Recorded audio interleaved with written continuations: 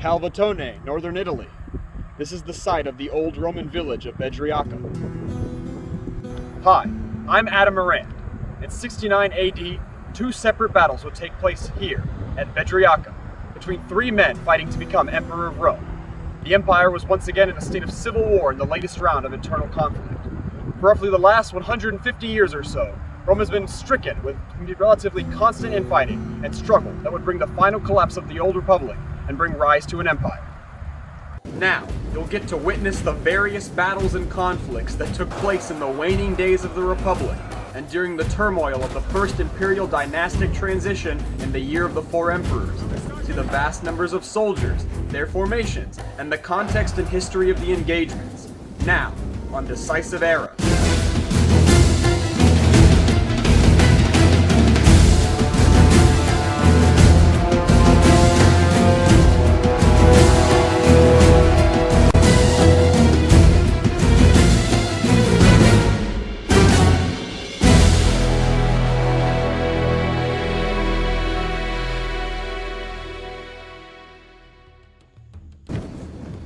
To fully see how Rome was once again plunged into turmoil, we must go back over 150 years before Bedriacum to Rome's first real civil war in 88 BCE between Lucius Cornelius Sulla and Gaius Marius. Marius was an experienced general who had gained prominence in his campaigns in Africa and during the Social War.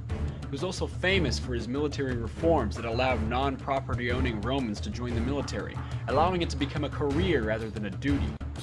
Sulla was also a great general who would also fight in the Social War and in Africa, and in 88 BCE he would be given the consulship. But mobs supporting Marius forced him to flee to Greece, where he would gather his army and entered Rome by force, and force Marius into exile. As Sulla returned to the east on campaign, the Senate would turn on him, granting consulships to Marius and his ally Cinna in 87 BCE. But Marius would die less than 3 weeks into his consulship, and Cinna would later be killed by mutinous soldiers, prompting Sulla to once again return to Rome.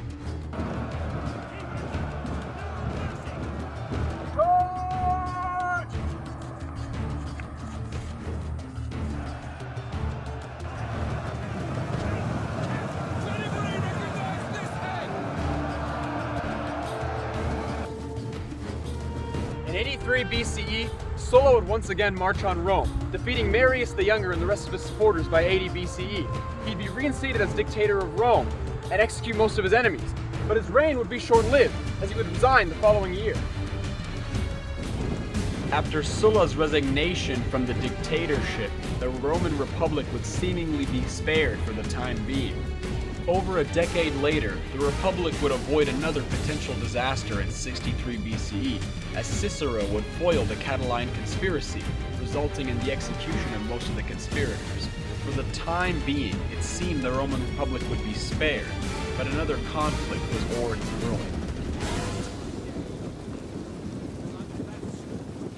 By 60 BCE, the first triumvirate would be formed between three of the most powerful men in Rome: Julius Caesar, Pompeius Magnus, and Licinius Crassus.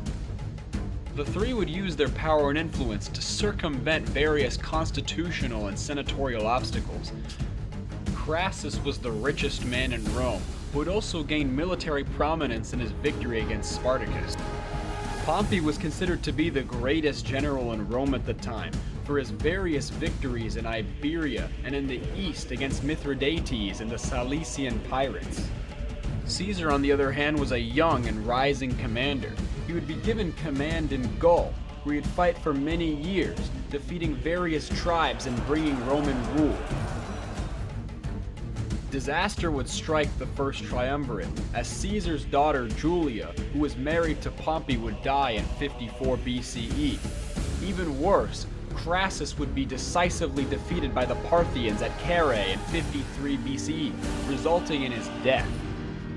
This would officially end the first triumvirate, leaving only Caesar and Pompey to face each other. Caesar's many victories in Gaul had made him extraordinarily popular, especially with his soldiers and the people. This would prompt Pompey to oppose Caesar in the Senate, resulting in them becoming rivals. By 49 BCE, Caesar had conquered all of Gaul, but he refused to release his legions, and the Senate declared him an enemy of Rome. Rather than surrender, he took the 13th Legion and marched it into Italy. Caesar was loved by his soldiers, and they were willing to do almost anything for him. In 49 BCE, this loyalty would be displayed as Caesar would lead the 13th Legion over the Rubicon into Italy. This would catch Pompey and the Senate completely off guard, as they had no legions to defend Rome. They would abandon the city to Caesar, retreating south and eventually to Greece. A 4-year civil war would begin, as Caesar would follow Pompey into Greece.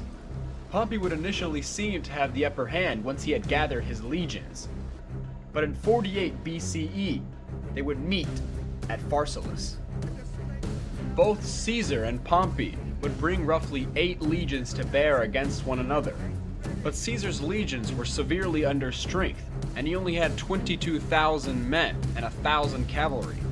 Against him, Pompey's full-strength legion of 36,000 legionaries and 7,000 cavalry.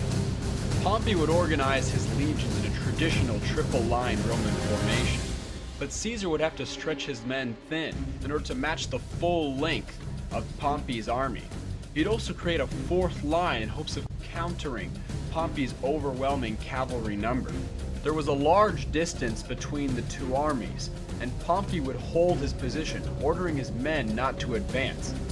This would force Caesar to charge on Pompey.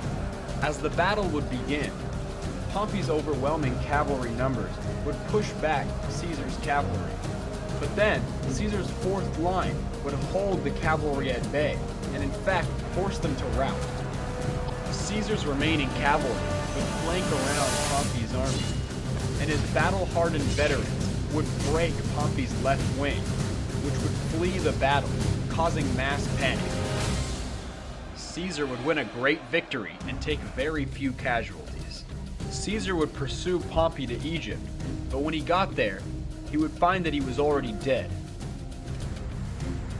At Pharsalus, Pompey would be decisively defeated by Caesar, and he would barely escape with his life. He would attempt to flee to Egypt, but as he arrived, he'd be executed under orders of Ptolemy XIII.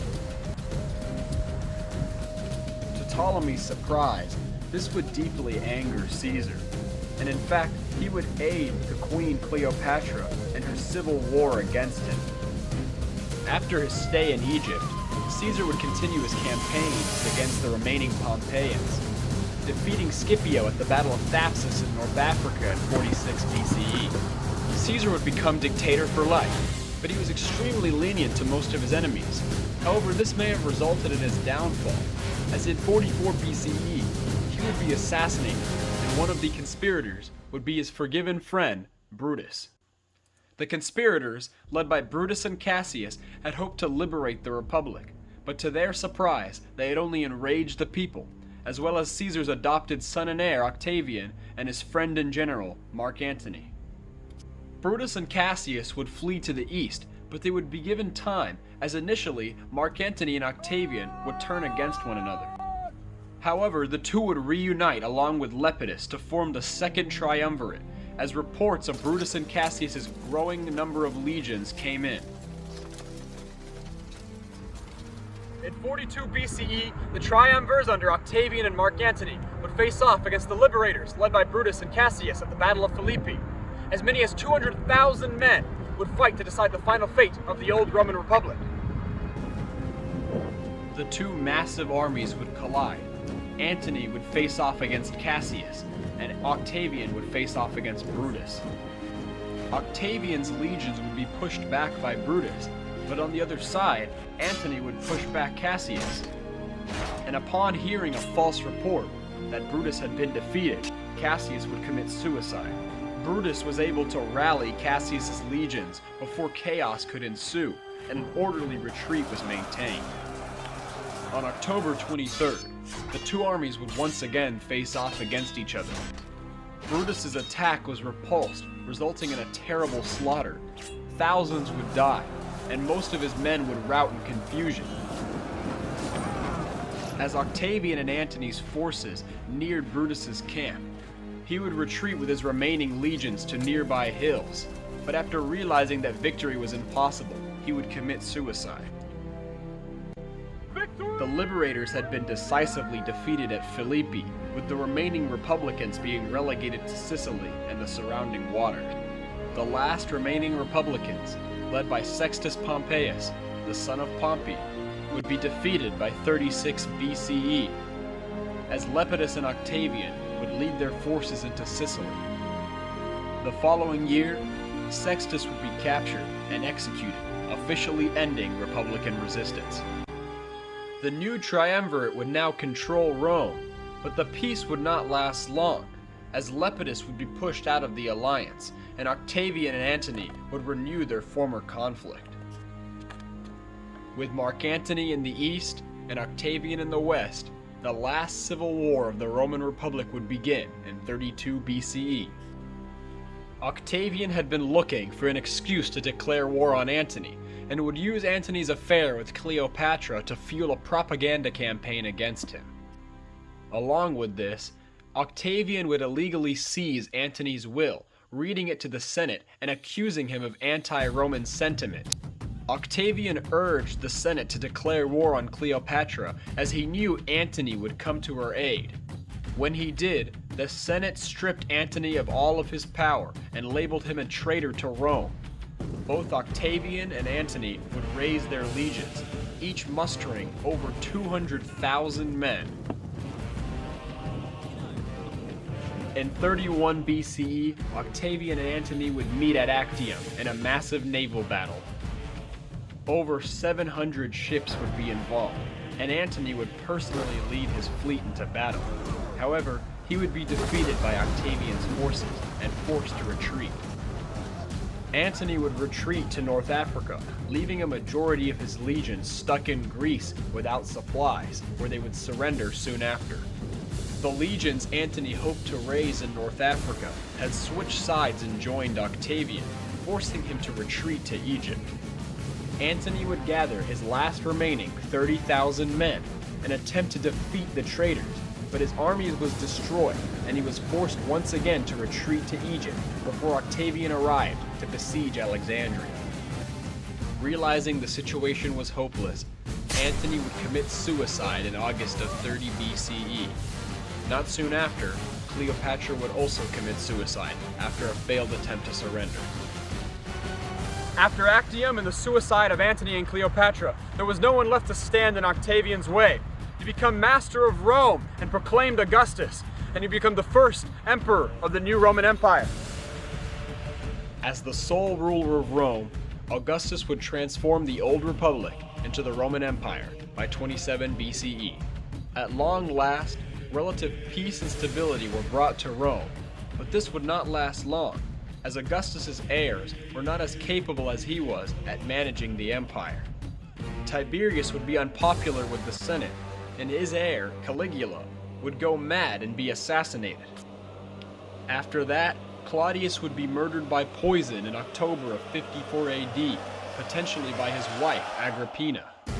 His heir Nero would become the last emperor of the Julio-Claudian dynasty. Nero would become extremely unpopular, characterized as being extraordinarily cruel. He would put almost all of his enemies to death, including his mother. Over 13 years into his reign, he would be declared an enemy of Rome and replaced by Emperor Galba, and in 68 AD, he would commit suicide. A new round of Roman civil war would emerge, known as the Year of the Four Emperors. The legions of Germania would revolt, declaring Vitellius the emperor, and another opponent named Otho would bribe the Praetorian Guard to kill Galba, and would be proclaimed emperor by the Senate. Otho hoped to make peace with Vitellius, who had rebelled against the now dead Emperor Galba. This was impossible, however, and the two would meet in battle at Bedriacum in April.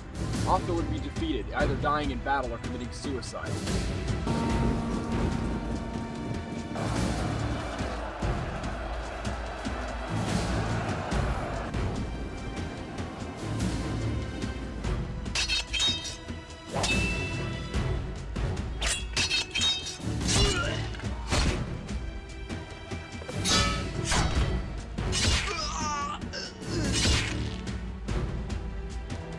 Vitellius would be next to be declared emperor.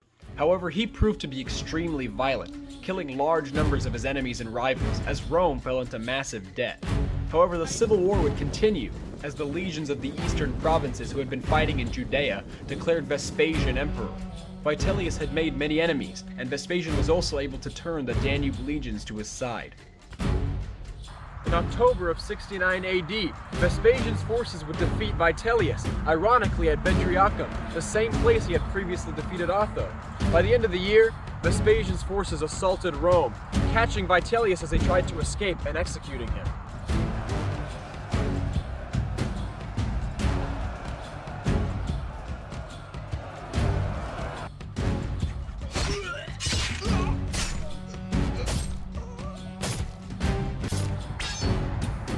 The new Flavian dynasty would rise under Vespasian, who had now become master of Rome.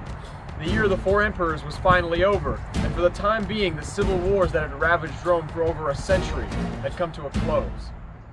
Stability was brought back to the Roman Empire after a year of turmoil and chaos, and for over the next 100 years, Rome would reach a state of relative internal peace and stability until the death of Commodus in 192 would bring the next round of internal struggle and civil war.